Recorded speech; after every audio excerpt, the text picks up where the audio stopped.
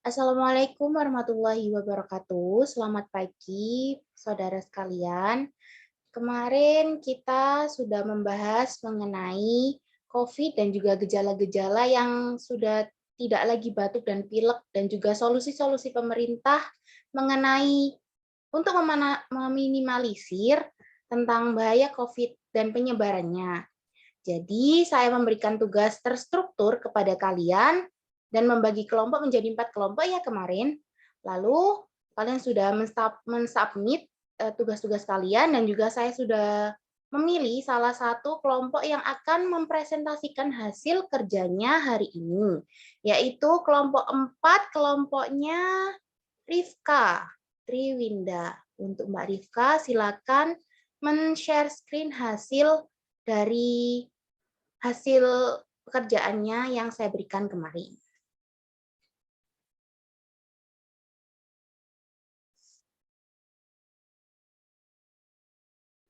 Baik, izin share screen, Bu.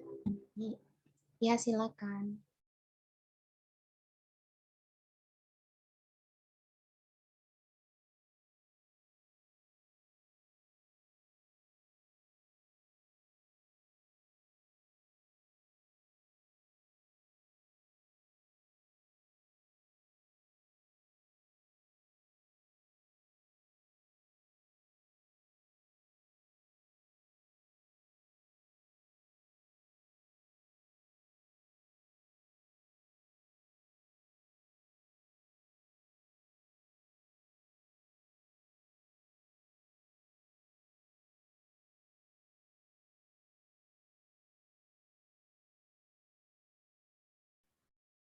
Apakah sudah terlihat? Sudah, silakan dimulai presentasinya. Baik, Assalamualaikum warahmatullahi wabarakatuh. Sebelumnya, terima kasih atas kesempatan yang telah diberikan kepada saya sebagai perwakilan dari kelompok 4 yang akan mempresentasikan hasil diskusi dari kelompok kami mengenai COVID-19. Penyakit virus corona atau COVID-19 merupakan penyakit menular yang disebabkan oleh virus SARS-CoV-2. Sebagian besar orang yang tertular COVID-19 akan mengalami gejala ringan hingga sedang dan akan pulih tanpa adanya penanganan khusus. Namun, sebagian orang akan mengalami sakit parah dan memerlukan bantuan medis. Virus dapat menyebar dari mulut atau hidung orang yang terinfeksi melalui partikel cairan kecil ketika orang tersebut batuk, bersin, berbicara, bernyanyi, ataupun bernapas. Partikel ini dapat berupa droplet yang lebih besar dari saluran pernapasan hingga aerosol yang lebih kecil. Kita dapat tertular saat menghirup udara yang mengandung virus jika berada di dekat orang yang sudah terinfeksi COVID-19. Kita juga dapat tertular jika menyentuh mata, hidung, ataupun mulut setelah menyentuh permukaan benda yang terkontaminasi. Virus ini lebih mudah menyebar di dalam ruangan dan di tempat yang ramai. Pembatasan sosial berskala besar atau PSBB merupakan upaya pemerintah untuk mengurangi penyebaran virus corona baru, SARS-CoV-2 di wilayah epicenter COVID-19. PSBB merupakan satu-satunya upaya karantina yang memiliki payung hukum. PSBB telah diatur dalam Permenkes nomor 9 tahun 2020 tentang pedoman pembatasan sosial berskala besar dalam rangka percepatan penanganan COVID-19. Sekretaris Jenderal Kementerian Kesehatan RI, Oscar Primadi MPH, mengatakan PSBB adalah pembatasan kegiatan tertentu penduduk dalam suatu wilayah yang diduga terinfeksi COVID-19. PSBB dilaksanakan selama masa inkubasi terpanjang dan dapat diperpanjang jika masih terdapat bukti penyebaran.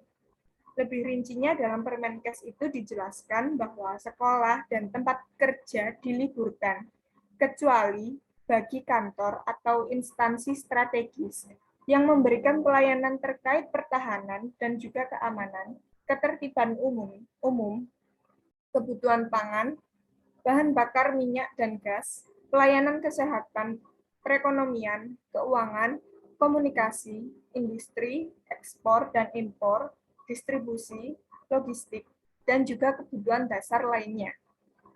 Namun, upaya kekarantinaan seperti PSBB tidak akan efektif memutus mata rantai penyebaran COVID-19 jika tidak dipatuhi. Laporan anekdotal menunjukkan bahwa pelaksanaan PSBB tampaknya masih belum efektif. Hal ini terbukti dengan adanya banyak ditemukan keramaian di tempat-tempat umum dan di daerah lain yang menerapkan PSBB. Hal ini dapat disebabkan oleh berbagai faktor yang mempengaruhi, diantaranya sebagai berikut. Yang pertama yaitu demografi dan mata pencaharian. Demografi dan mata pencaharian bukanlah faktor yang secara konsisten mempengaruhi kepatuhan dengan upaya karantina. Kepatuhan orang tua tampaknya meningkat jika sekolah diliburkan. Di lain pihak, terdapat literatur yang menunjukkan bahwa orang-orang yang tidak bekerja atau berupah rendah lebih patuh terhadap upaya kekarantinaan. Kemudian faktor yang kedua yaitu pengetahuan tentang wabah dan aturan kekarantinaan. Pengetahuan merupakan faktor yang secara konsisten mempengaruhi kepatuhan. Kepatuhan berasosiasi dengan pengetahuan tentang aturan karantina yang diberlakukan dan tentang wabah yang terjadi. Namun, kredibilitas sumber informasi perlu menjadi perhatian.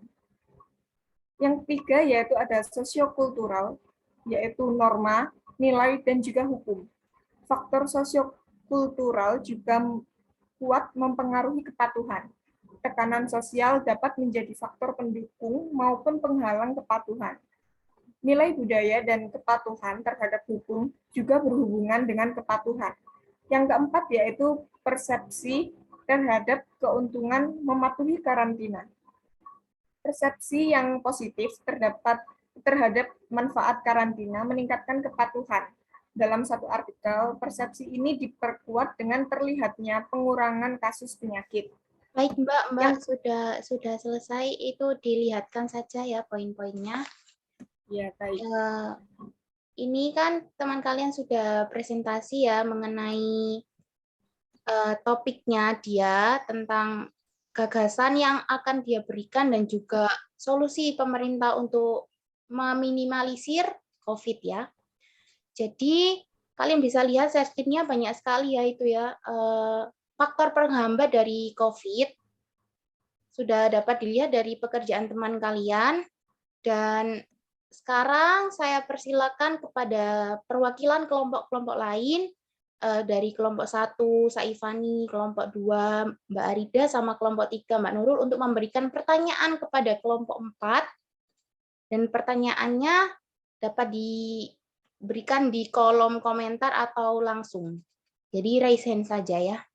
Perwakilan kelompoknya saja akan memberikan pertanyaan dan nanti langsung dijawab oleh kelompok 4.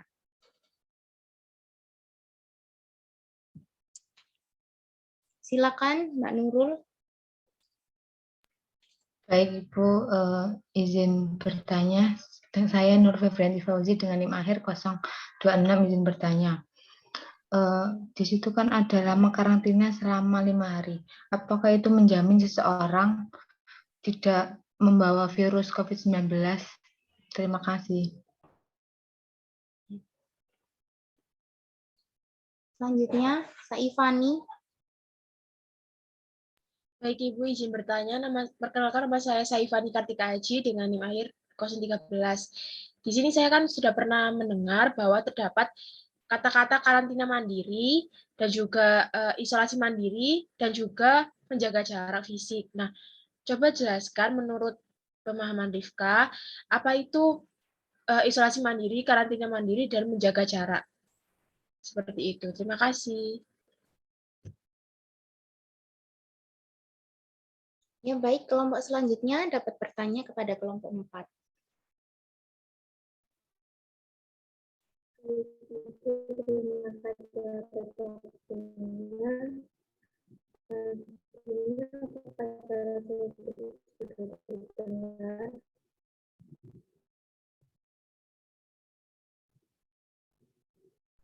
Iya, bisa, tapi bisa juga dikirim di kolom komentar ya nanti.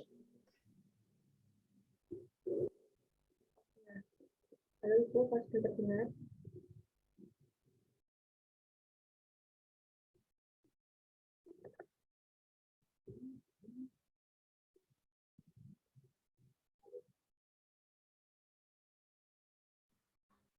Mohon maaf Arida, suaranya masih kurang jelas.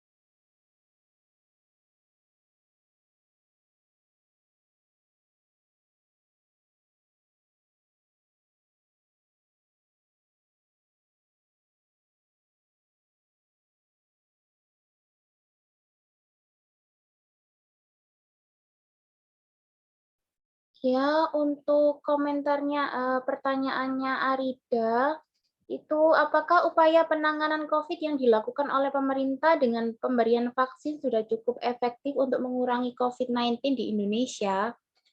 Dapat diterima ya kelompok 4. Bisa langsung dijawab untuk pertanyaannya dari teman-temannya tadi, dari kelompok 4. Baik, terima kasih atas pertanyaan yang telah diajukan oleh teman-teman. Pertama, saya akan menjawab dari pertanyaan Nurul Febrianti Fauzi. Apakah karantina selama 5 hari menjamin seseorang tidak terkena virus COVID-19? Jawabannya iya, namun ada beberapa pertimbangan terkait hal ini. Masa inkubasi selama 10-14 hari, rata-rata 5-6 hari dengan pertimbangan sudah membawa rapid negatif, yang artinya 3 hari sebelumnya mereka itu negatif dan pihaknya melihat sebagian besar orang masa inkubasi atau waktu ketika pasien tertular hingga menunjukkan gejala awal selama 5-6 hari. Jadi, pemerintah mengambil kebijakan karantina selama 5 hari. Apakah dapat diterima, Nurul? Sudah, terima kasih. Baik, selanjutnya saya akan menjawab pertanyaan dari Saifani Kartika Aji mengenai apa perbedaan antara isolasi mandiri, karantina mandiri, dan juga menjaga jarak fisik. Karantina artinya membatasi kegiatan atau memisahkan orang yang tidak sakit, tetapi mungkin saja terpapar COVID-19. Tujuannya adalah untuk mencegah penyebaran penyakit pada saat orang tersebut baru mulai mengalami gejala. Kemudian isolasi artinya memisahkan orang yang sakit dengan gejala COVID-19 dan mungkin menular guna mencegah penularan COVID-19. Untuk menjaga jarak fisik, artinya terpisah secara fisik. WHO merekomendasikan untuk menjaga jarak setidaknya 1 meter dari orang lain.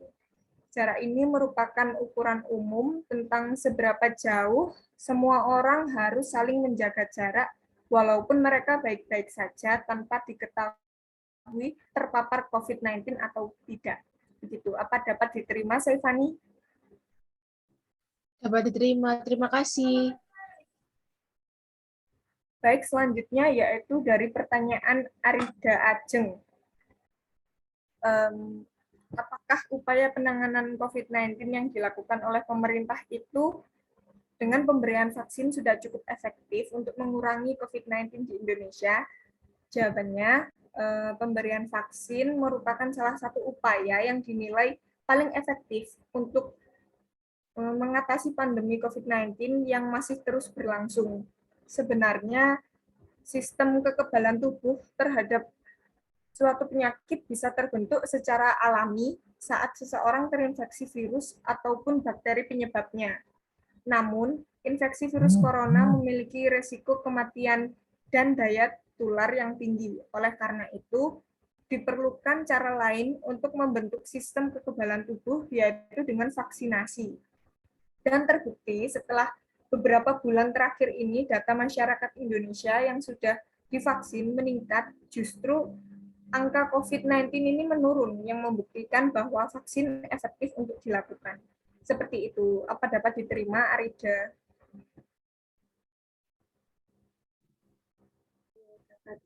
Terima kasih.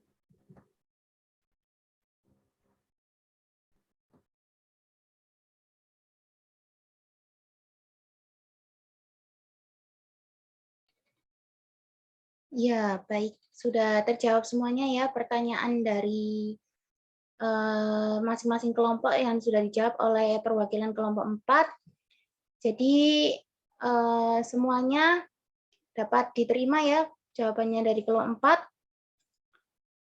4. Ibu hanya sebagai moderator dari kalian sendiri yang harus menggali apa saja faktor penghambat, apa saja gejala-gejala yang baru. Jadi kelas hari ini dapat saya akhiri ya. Terima kasih atas partisipasi dari para mahasiswa hari ini. Kalian bagus sekali hari ini, presentasi dan juga pertanyaannya sangat berbobot. Baik, saya akhiri kelas hari ini. Wassalamualaikum warahmatullahi wabarakatuh. Waalaikumsalam warahmatullahi wabarakatuh. Terima kasih, Bu. Waalaikumsalam warahmatullahi wabarakatuh. Terima kasih, Bu. Iya.